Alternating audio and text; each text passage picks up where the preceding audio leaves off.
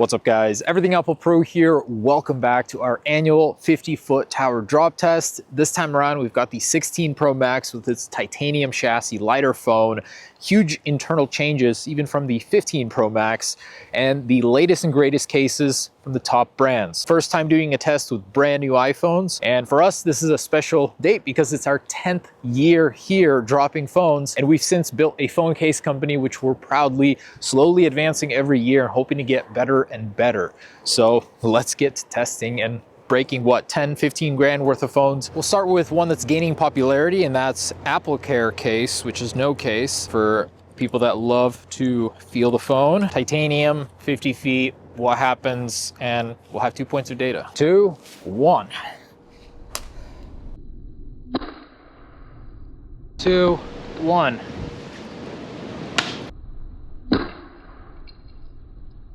Even with the glass, this one did not survive. Back did. And a shout out to Gray International. Just want to say you guys inspire me. Definitely hoping to do way cooler stuff like this in the future. This one, I'm so sorry, but I think the titanium will weather it well. $1,900, when the case is more than the phone. 3, 2, 1.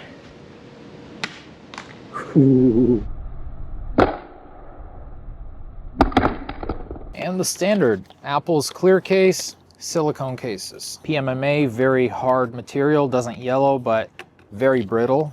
It's very difficult to make a good clear case. Best Buy blue, I'd call it. Of course, Apple gets that signature animation with NFC. That's not fair. 2, 1.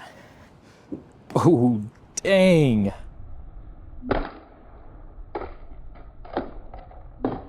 That was right on the beam, and then a nasty ground impact. And we've got Best Buy blue silicone case. 3, 2, 1. Ooh. You know, we never used to have the problem of these impacting the railing. They're lighter now, they have a bigger surface area. Wow, that is impressive. The phone did survive. The case took a nasty impact. Better this than this. Right on the display. Ooh, what? Never seen that happen. That's cool. Unfortunately, front did break, but back is good. Titanium frame looks a little warped, definitely. And we've got Apple's sub-brand Beats, which replaced fine woven, and Spec Presidio 2 grip, which is a staple in iPhone case design since the old iPhone 2G, 3G days. A very beautiful contrast. Hate to break these. Start with the Beats. 2, 1. Nasty corner impact. Basically no frontal protection on those. 2, 1.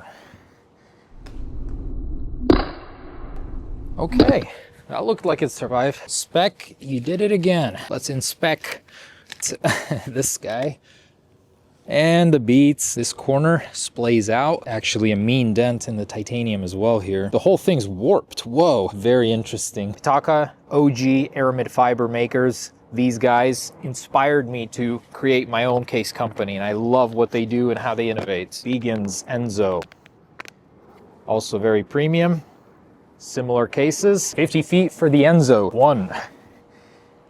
Nice bottom impact. The original aramid fiber makers in 3, 2, 1. Ooh. Somehow that survived. Okay, looking good. When they land on the bottom, usually it's a good sign. So, wow.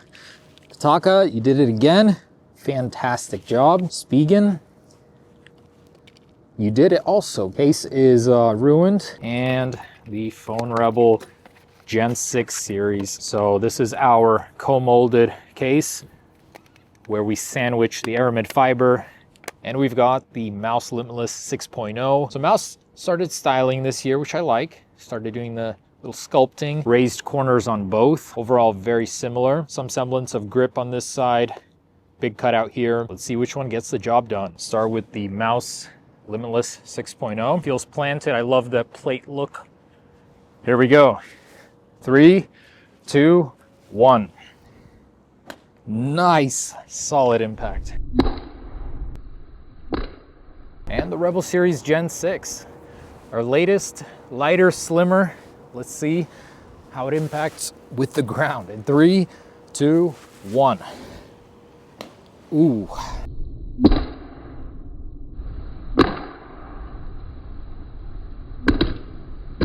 Okay, both have very similar impacts.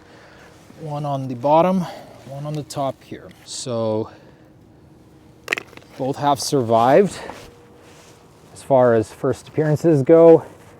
So Rebel Series Gen 6, Mous Limitless 6.0 did survive the 50-foot fall. Now we got this ridiculous looking case here that's just ignoring all the rules of what's being sold out there today.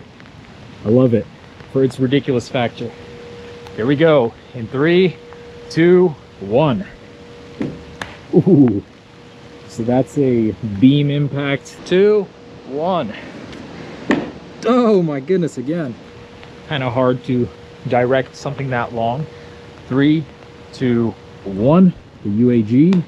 And despite the rough fall, the Clicks case has survived a tumble in the dirt, both sides. And the UAG did spectacular with all this marring here. Choice of dads with a hip belt mount and the Casetify Ultra Bounce. When ridiculous, it gets even more alien looking. These look like they could survive. I mean, they look like they mean business. 2, 1. Oh, whatever that was hanging is not anymore. 2, 1. I don't think those winglets are doing much for the arrow. 2, 1. And again, oh wow.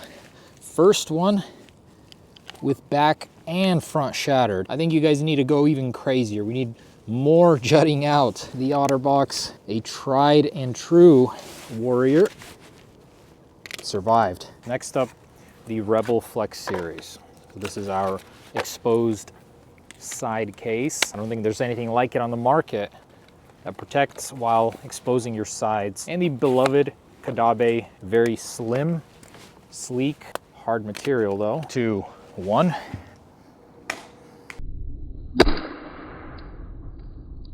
Rebel Flex series in 3, 2, 1.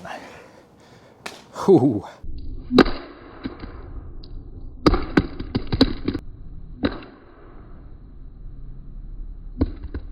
Oh wow, okay. Hey, that's good. Glass didn't break. Screen is responsive. Back is good. This one did survive. The Caudabe did impact that lens though. And this time we're testing Nomad, the rugged case, pretty much identical to its predecessor. Very tall ridges, sculpting, PET back, Dbrand grip. It is a fantastic case as far as grip is concerned. These strips and the needled TPU material, it does the job. It's a very grippy case. 2, 1.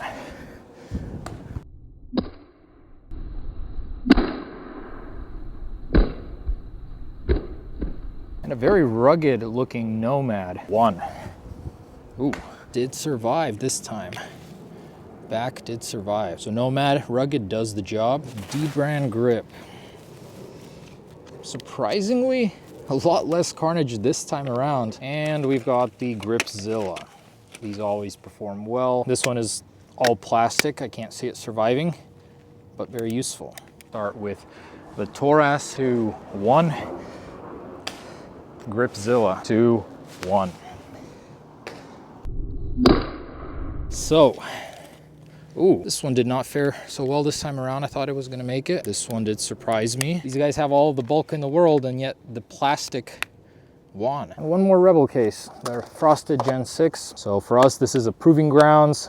I wanna run through our SKUs and the Unicorn Beetle by Supcase, an alternative frosted case, corner metal plating and also a MagSafe ring. Conductive button. 2, 1. Frosted Series Gen 6. In 3, 2, 1. Ooh, that was a bad impact. Looks good on first glance. Frosted Series Gen 6 survived. Yes. Unicorn beetle, gnarly impact. That's hence the titanium denting in and breaking there. And you've got all this separation here. Still did the job. Let's rapid fire all of these guys. The Pelican shield, the Caudabe sheath. We were dropping the synthesis, ridge, and the rock form with utility. Rapid fire. We'll start with Caudabe sheath. 2, 1. Pelican shield, now with carbon fiber, which looks like plastic. Don't quote me on that. 3, 2, 1.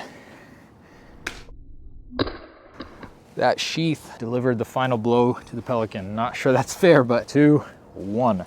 That's the rock form, solid impact. That thing must add 100 grams. The uninspired ridge off the shelf, 2, 1. Complete carnage on the Pelican shield. I think this case has really come a long way from the standards back in the day. Broke out from the side frame.